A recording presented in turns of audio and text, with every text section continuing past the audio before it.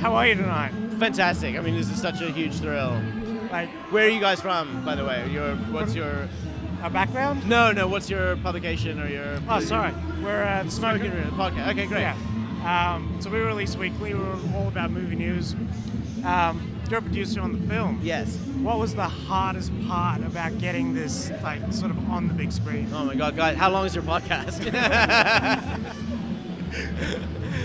I think, without a doubt, the research was hard, and getting the studio on board was hard, and all those normal things. But with this movie specifically, I mean, we could come for ourselves knowing we'd probably never have to go through with it, because how would we ever find someone who could play Elvis? Yeah. And to go on this exhaustive global casting search, we met with some of the most famous actors in Hollywood. We put an ad out in People magazine. We ran the whole gamut. Wow. And out of that whole process came Austin Butler, who is just extraordinary in the movie. And so the biggest challenge of finding Austin, or maybe he found us, because I just can't imagine this movie being made with anybody else. Yeah, he looks fantastic in the movie. Just the way he moves, the way he sounds, the way he looks, he's got it down. That must have been like this big relief off his shoulders when you finally found him. It was a relief, but then the sort of challenge, the challenge really begins of creating that character, because you're right, Austin.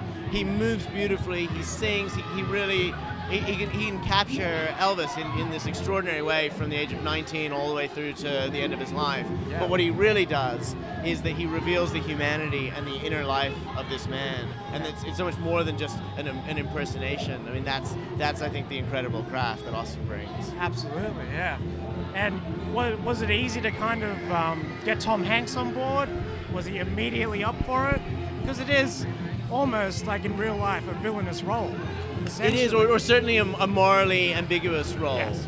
Which is a bit different. I'd love to tell you some story of this long courtship and convincing him and twisting his arm, but really Baz and Tom sat down in Tom's office in Santa Monica. They chatted for a little bit, and Tom said, "Well, if you want me, I'm your guy."